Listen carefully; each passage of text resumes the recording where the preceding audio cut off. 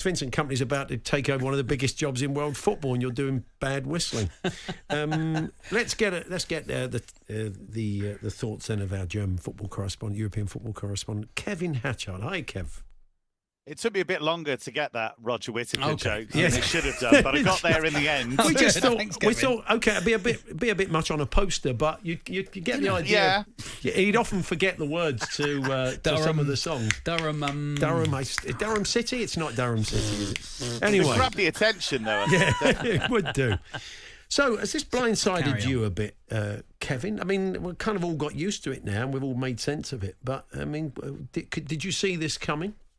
No, absolutely not. I think when it first came out, it kind of underlined this feeling that they've been lurching from idea to idea. And I'm sure they will spin it and say he's an up-and-coming coach. He's worked with Guardiola. He has some really progressive ideas. And all that's true. All that is true. And the more I think about it, the more I think they might have stumbled onto quite a good solution, actually. But nobody can say that they got there in a smooth way, because this has been a shambles, quite frankly. I mean, I've covered this league for a long time, and for the majority of that time, Bayern have been the gold standard in terms of they never lost players they didn't want to get rid of, or very rarely.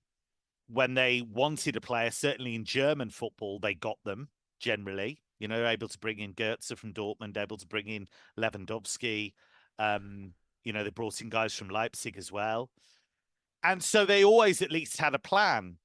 But this has been remarkable, really. It felt like they bet the farm on getting Xabi Alonso. That didn't work. And then it was panic stations from there on in. So I do think it's been a long and winding road, but they've got there in the end with somebody who could be, even though he's a risk, quite a good candidate.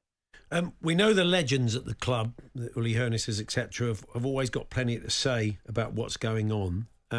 So have they broken cover yet? Any of those big hitters? And Lothar Matthäus had their say on what they make of this imminent appointment? Well, Uli Hoeneß has already been asked about this way before it became confirmed that he was in talks. And his response was, you journalists come up with a different name every day. We're happy with Eric Dyer and Matthias de Ligt. Joking that they didn't need another centre-back. So, you know, you should do a bit of stand-up, I think, old Willie. Look, I this is a big problem, I think, and has been for a long time, that there are so many voices at Bayern, and they never say no to an interview. You know, whenever Hoeneß gets asked about something, he responds. Rummenigge often, you know, will say things. You've got Max Ebel, who's the board's director for sports, which I always think is a really funny title. But he's basically a senior sporting director. He's not been in the job long, just a matter of weeks, really. Christoph Freund hasn't been there very long as the sporting director. So you've got to make all of this work, and you've got to get all of these opinions on board and find an overall solution. And I think actually the most damning part of this coach search has been going cap in hand to Tuchel and asking if he wanted to carry on. Because when he didn't do a great job, Kevin, really, did he? I think it's a bit of a free hit taking over from, really, because it can't go much worse. Well, it's been a strange season because he took over in odd circumstances himself partway through last season. Because I thought it was ridiculous to get rid of Julian Nagelsmann when they did. And I felt at the time, and still do, that Oliver Kahn, who was the CEO, and Hasan Salihamidzic, who was the sporting director, they basically jettisoned Nagelsmann to cover themselves. And the irony is they got sacked anyway. So they got rid of him. That was a massive mistake. Tuchel came in weird circumstances, limped along, managed to win the title. And they weren't dreadful this season, but there were too many games where they just kind of fell apart in a way that Bayern wouldn't normally do. I don't think it can all be laid at his door. I think the players have to carry the can. I think some of them have underperformed for a good couple of years now. But what we saw was towards the end of the season, the real Bayern. And we saw that against Arsenal. We saw it in the second leg against Lazio. And we certainly saw it against Real Madrid when they pushed them all the way. That's the real Bayern. That's the real quality that some of these players can show.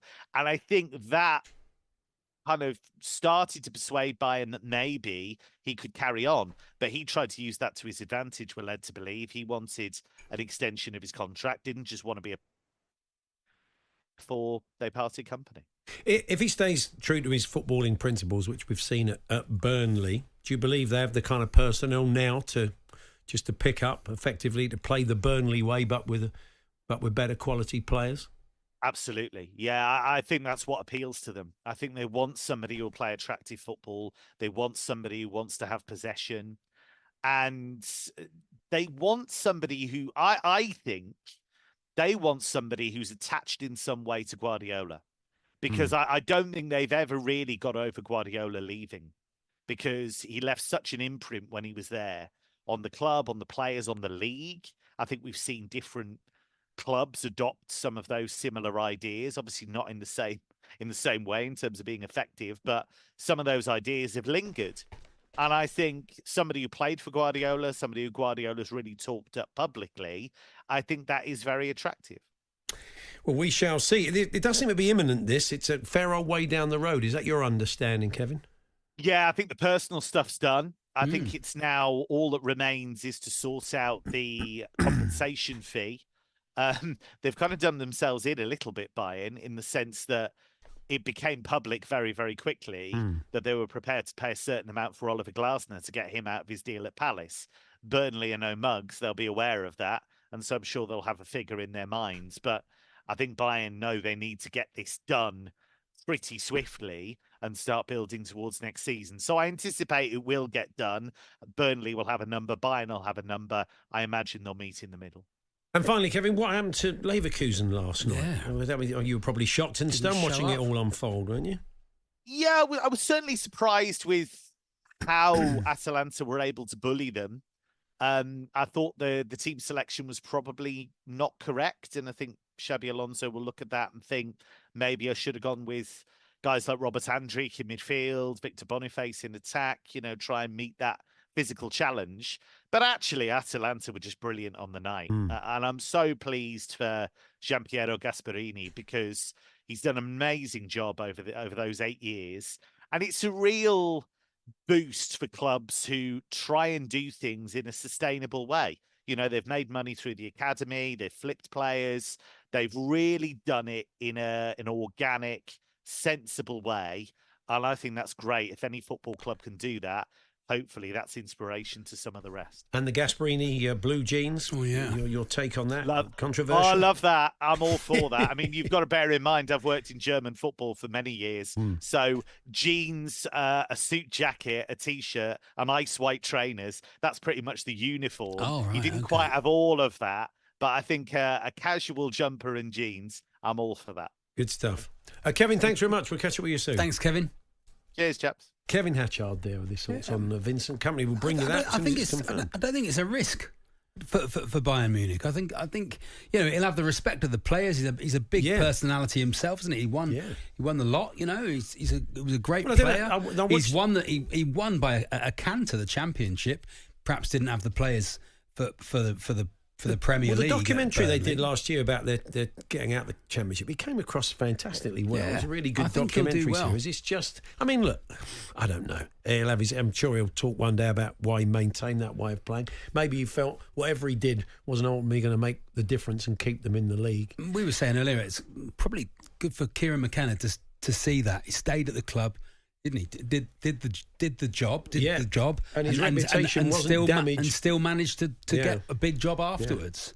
Whatever happens. Yeah, it does feel like he could get slightly chewed up and spat out, Kieran McKenna, by the Chelsea job. The Brighton job feels, if he's going to move, feels a better fit. But it'd be nice if he stayed, wouldn't it, for a season? Or the Burnley job. Maybe you want the Burnley to go back to the Championship, bring them up again. Yeah, the Burnley job's about to be available, Paul. It is. Is that what Thomas Tuchel's going for? Well, I don't know. I'm just linking managers to the Burnley job. Just making things up. Paul Hawksbee and Andy Jacobs, Monday to Friday afternoons 1 till 4 on AM, on DAB, via the talkSPORT app and on your smart speaker. talkSPORT.